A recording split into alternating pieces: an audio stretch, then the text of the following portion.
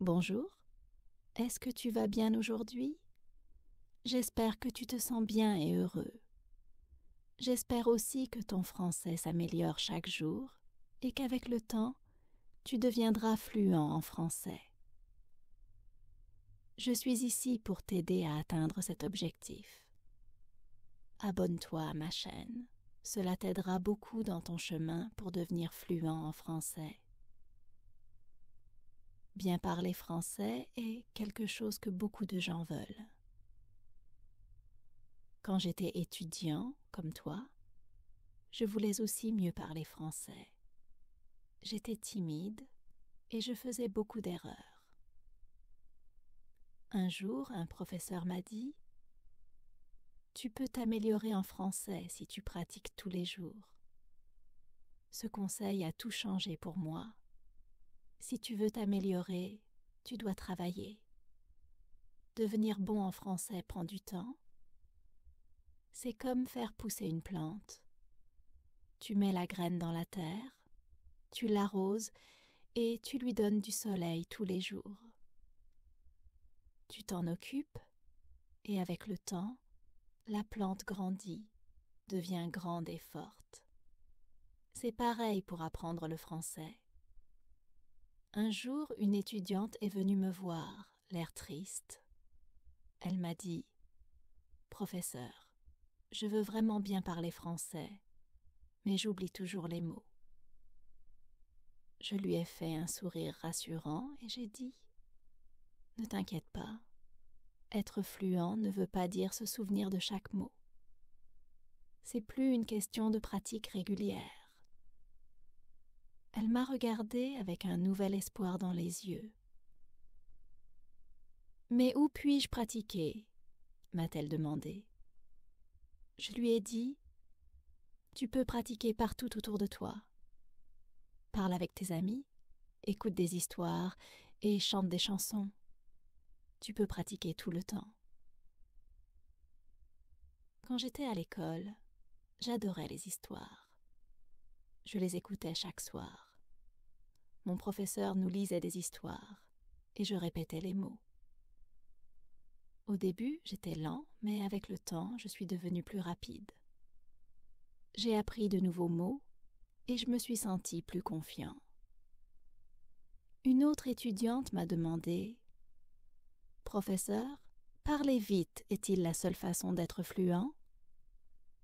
J'ai répondu « Non, être fluent signifie parler clairement. C'est s'assurer que les autres te comprennent. Tu n'as pas besoin de parler vite, tu dois parler avec confiance. » Il y avait un garçon dans ma classe qui parlait très vite et personne ne pouvait le comprendre. Je lui ai dit « Ralentis, parle clairement, utilise des mots simples. » Il m'a écouté et bientôt tout le monde pouvait le comprendre. Il se sentait plus confiant et aimait parler en français. Être fluent, c'est comme un voyage. Tu avances pas à pas. Tu ne te presses pas. Tu profites du processus. Un jour, tu te retournes et tu vois tout ce que tu as appris. Beaucoup d'élèves qui avaient peur de parler au début sont devenus fluents avec le temps et la pratique. Il y a un moyen simple de devenir fluent. Il y a un secret facile pour devenir fluent. Le secret, c'est d'écouter. Écoute les gens parler français. Écoute des histoires, des chansons et des conversations. Plus tu écoutes, plus tu apprends. Je connaissais une fille qui aimait la musique. Elle écoutait des chansons en français tous les jours. Bientôt, elle a commencé à chanter avec. Son français s'est amélioré parce qu'elle écoutait et répétait les mots. Une autre chose importante, c'est de ne pas avoir peur des erreurs. Les erreurs nous aident à apprendre. Je me souviens d'une élève qui avait très peur de faire des erreurs. Elle ne parlait pas parce qu'elle pensait que les autres allèrent se moquer d'elle.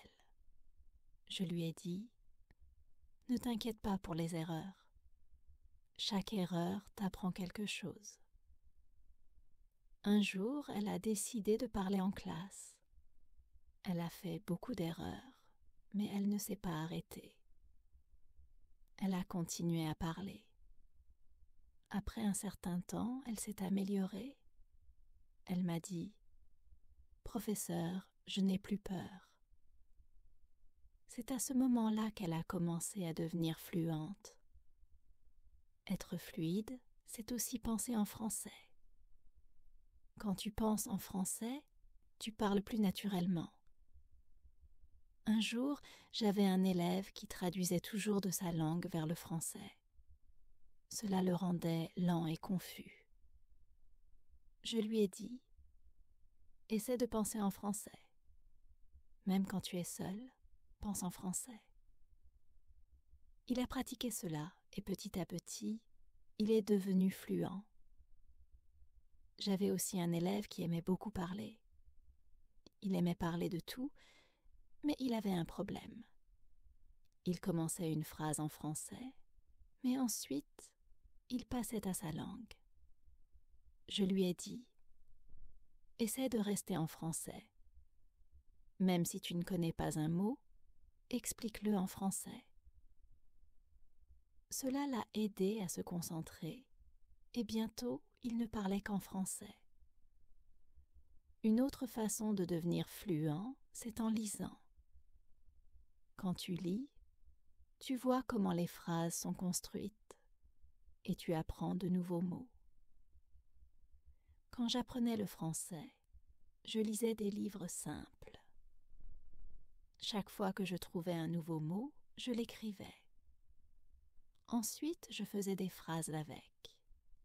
Cela m'a aidé à me souvenir des mots et à les utiliser quand je parlais.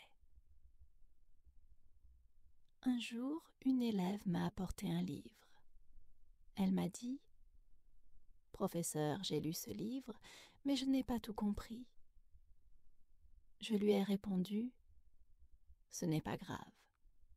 Plus tu lis, plus tu comprendras. » Elle a continué à lire chaque jour. Après un certain temps, elle m'a dit « Maintenant, je comprends beaucoup plus. » Son niveau s'est amélioré parce qu'elle lisait et apprenait de nouvelles choses chaque jour. Être fluide signifie aussi s'écouter. Parfois, tu peux t'enregistrer quand tu parles, puis écouter l'enregistrement. Cela t'aidera à trouver ce que tu dois améliorer.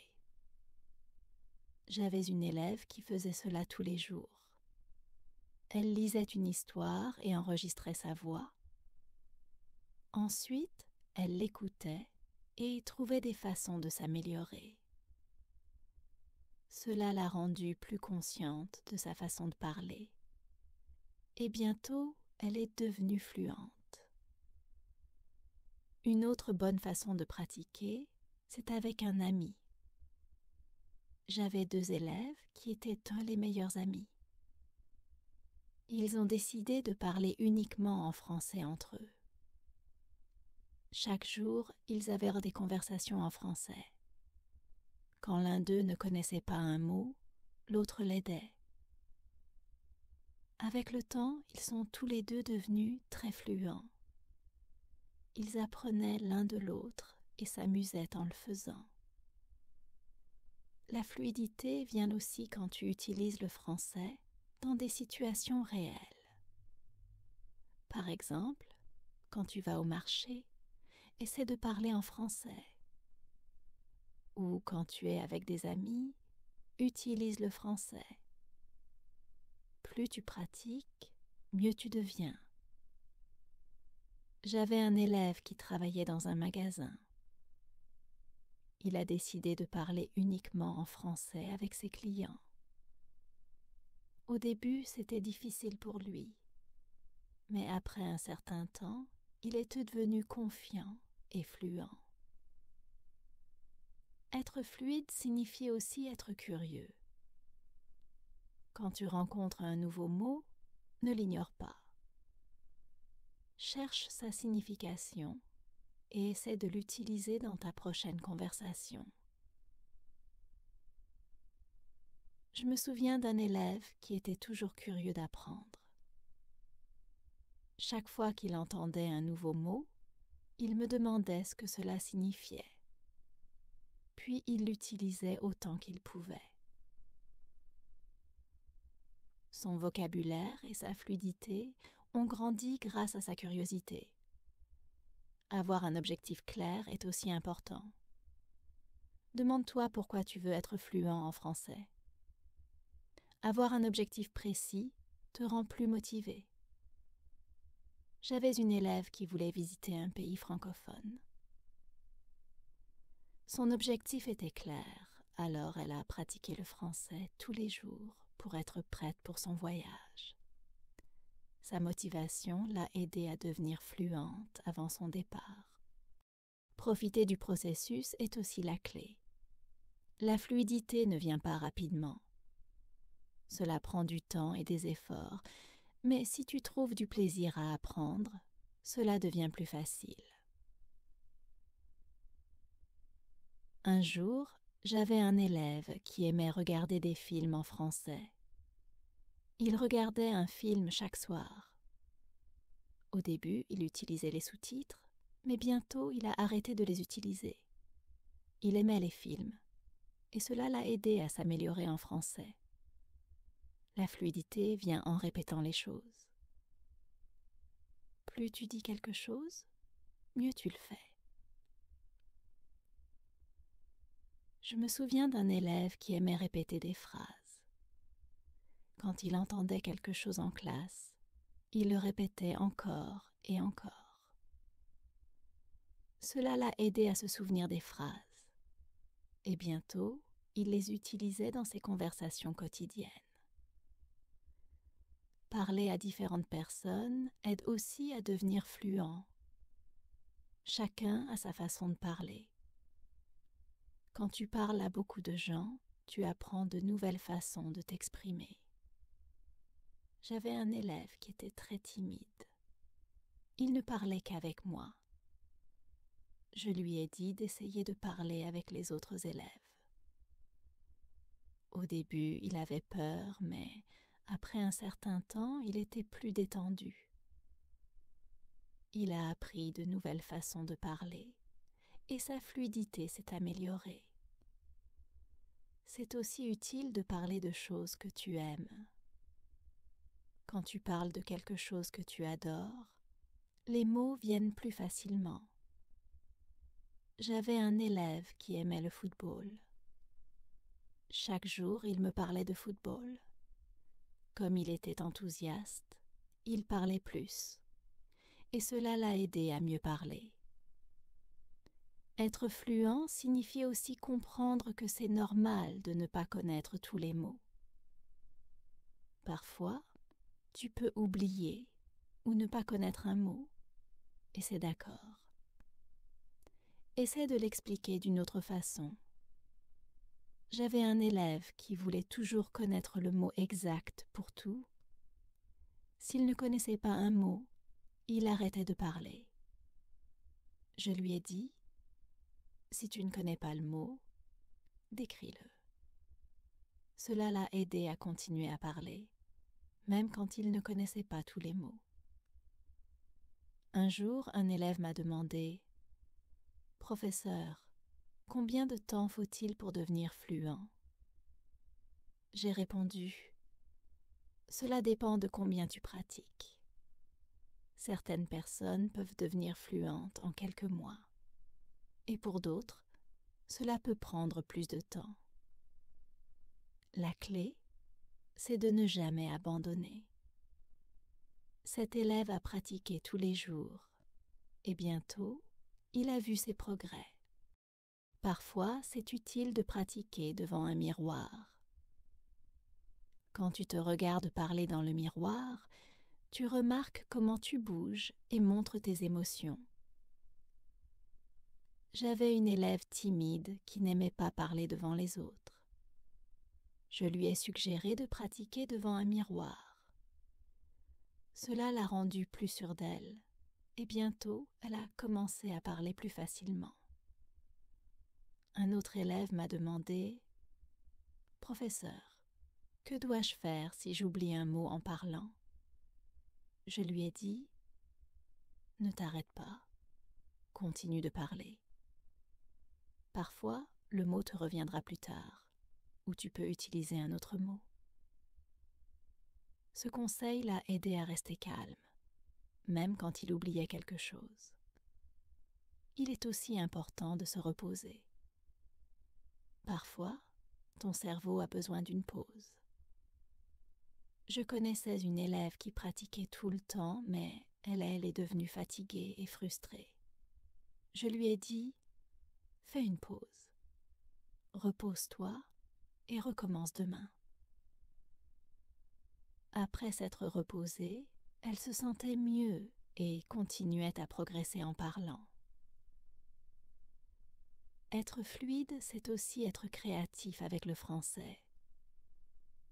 Tu peux écrire des histoires, chanter des chansons ou faire des vidéos. J'avais une élève qui aimait écrire.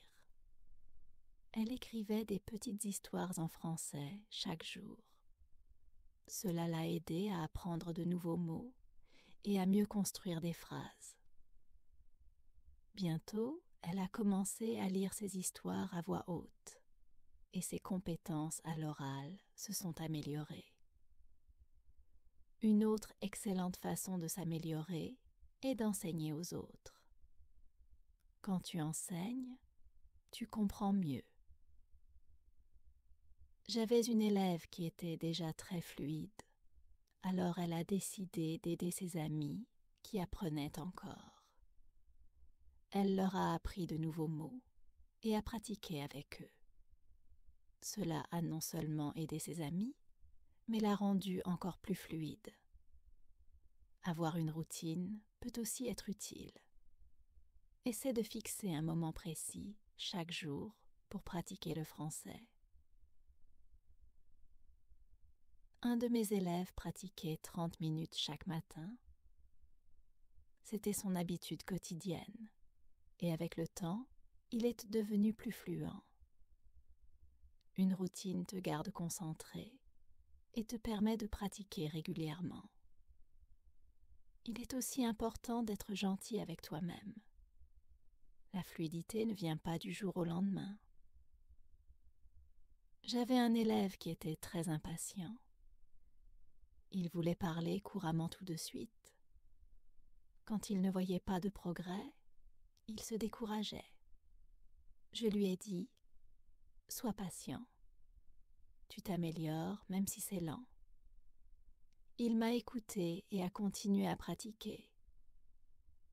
Avec le temps, il a remarqué que ses compétences s'amélioraient et il est devenu plus confiant. La fluidité, ce n'est pas seulement parler, c'est aussi écouter. Quand tu écoutes attentivement, tu comprends mieux et tu peux répondre correctement. J'avais un élève qui était très bon à l'écoute. Il faisait toujours attention avant de parler, et grâce à cela, ses réponses étaient claires et bien pensées. Écouter joue un rôle important pour devenir fluent. Un autre point important est de garder une attitude positive. Apprendre une langue peut être difficile, mais rester positif rend le parcours plus facile. Je me souviens d'une élève qui était toujours joyeuse. Même quand elle faisait des erreurs, elle riait et réessayait. Son attitude positive l'a gardée motivée, et bientôt elle est devenue fluide. La fluidité vient aussi en essayant de nouvelles choses et en étant ouvert au changement. Parfois, tu dois sortir de ta zone de confort. J'avais une élève qui parlait bien en classe, mais qui était timide en dehors de l'école. Je l'ai encouragée à parler à de nouvelles personnes dans la vie réelle. Au début, elle était nerveuse, mais avec de la pratique, elle est devenue plus confiante et fluide. C'est utile d'apprendre des autres qui sont déjà fluents. Observe comment ils parlent, remarque leur ton et apprends de leur façon de communiquer. J'avais une élève qui admirait un orateur célèbre en français. Elle regardait ses vidéos et essayait de copier sa manière de parler. Cela l'a vraiment aidée à devenir plus fluide. La fluidité, c'est une combinaison de plusieurs choses. La pratique, la patience, l'écoute, la parole et même les erreurs. Tous ces éléments sont importants. Un jour, j'ai dit à mes élèves que la fluidité, c'est comme préparer un plat. Il faut tous les bons ingrédients et il faut bien les mélanger. Cet exemple les a aidés à comprendre que chaque partie de l'apprentissage est importante. Il est aussi important de célébrer les petites réussites. Chaque fois que tu apprends un nouveau mot ou que tu parles sans t'arrêter, c'est quelque chose dont tu peux être fier. J'avais une élève qui célébrait chaque petite victoire. Cela la rendait heureuse et la motivait. Célébrer les petites victoires t'aide à voir tes progrès et te donne envie de continuer. Un jour, un élève m'a demandé « Que faire si j'oublie quoi dire ?» Je lui ai répondu « C'est bien de s'arrêter un moment et de réfléchir. Respire profondément, puis continue. » Ce conseil l'a aidé à rester calme quand il rencontrait des difficultés en parlant. Il a appris à gérer ses pauses et sa fluidité s'est améliorée. Être fluide, c'est aussi appliquer ce que tu apprends. Si tu apprends un nouveau mot aujourd'hui, essaie de l'utiliser demain. J'avais un élève qui avait l'habitude d'apprendre un mot nouveau chaque jour et de l'utiliser dans une phrase tout de suite. Cette habitude simple l'a aidé à mieux se souvenir des mots et à les utiliser naturellement dans ses conversations. Un autre moyen d'apprendre est d'observer ce qui t'entoure. Tu peux apprendre le français en regardant des panneaux, des affiches ou même des menus. J'avais un élève qui aimait se promener dans la ville. Chaque fois qu'il voyait un panneau en français, il s'arrêtait, le lisait et essayait de le comprendre. De cette façon, il apprenait de nouveaux mots et phrases qu'il utilisait ensuite en parlant. Être curieux de la culture derrière la langue aide aussi beaucoup. Le français est parlé dans de nombreux pays, chacun avec une façon unique de parler. J'avais un élève qui était fasciné par le français de France. Il regardait des émissions de télévision françaises et explorait leur culture.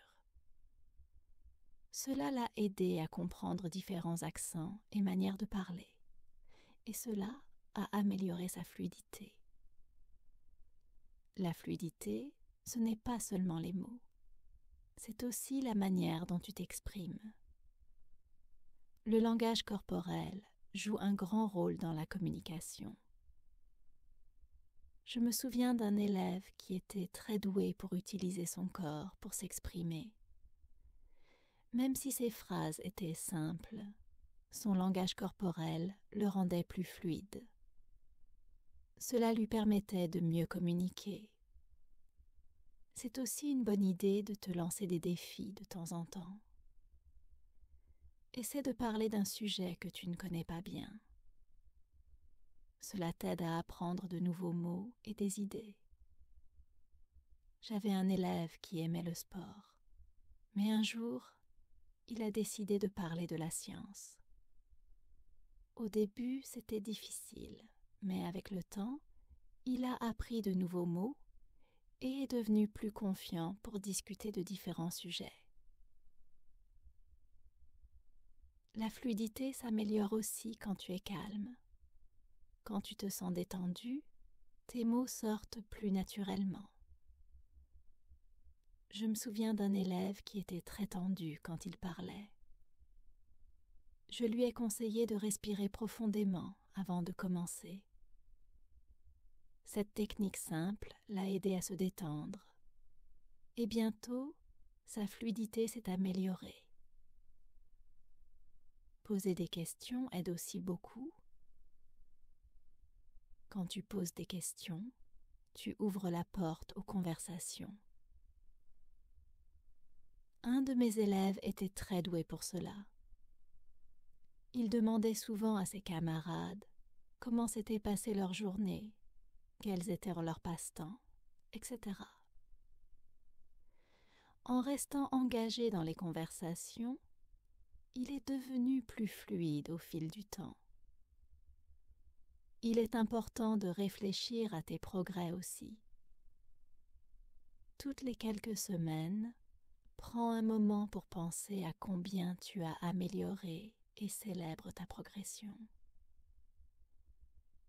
Un de mes élèves tenait un journal pour suivre ses progrès. Chaque semaine, il écrivait sur ce qu'il avait appris et comment il s'améliorait. Cela l'a aidé à voir ses progrès, ce qui l'a motivé à continuer. La fluidité, c'est aussi être flexible. Parfois, tu dois changer la manière dont tu dis quelque chose pour être plus clair. J'avais un élève qui était très bon pour cela. Si quelqu'un ne le comprenait pas, il reformulait sa phrase jusqu'à ce que la personne comprenne. Cette capacité à s'adapter l'a rendu plus fluide, car il pouvait gérer différentes situations plus facilement. Un autre aspect important de la fluidité est de se connecter avec d'autres apprenants. Apprendre avec les autres te permet de partager des expériences et d'apprendre ensemble. Une de mes élèves a rejoint un club de français. Chaque semaine, elle rencontrait d'autres apprenants pour pratiquer. Cela l'a motivée et l'a aidée à améliorer sa fluidité. Se fixer de petits objectifs réalisables aide aussi. Au lieu de dire « je veux être fluide », fixe-toi des objectifs plus petits comme « je veux apprendre 5 nouveaux mots cette semaine ». Une de mes élèves faisait cela régulièrement. En se fixant de petits objectifs chaque semaine, elle a gagné en confiance. Avec le temps, ces petites étapes se sont accumulées et elle est devenue fluide. La fluidité, c'est aussi être déterminé. Même quand c'est difficile, il ne faut pas abandonner. Je me souviens d'un élève qui avait du mal avec le français pendant longtemps. Beaucoup de fois, il voulait abandonner, mais il a continué d'essayer. Un jour, il a réalisé qu'il parlait beaucoup plus couramment qu'avant. Sa détermination a porté ses fruits. Il est aussi utile de revoir ce que tu as appris. Revenir sur de vieux cours peut renforcer ta mémoire. Une de mes élèves avait l'habitude de revoir ses notes chaque mois. Cela l'a aidé à se souvenir des points clés et lui a donné plus de confiance pour utiliser la langue. Un autre aspect important de la fluidité est de rester ouvert d'esprit. Tu peux entendre différentes façons de dire la même chose, et c'est normal. J'avais un élève qui était très intéressé par les différents accents et dialectes du français. Il a appris comment les gens de différentes régions parlaient, ce qui l'a rendu plus flexible et capable de communiquer dans différentes situations.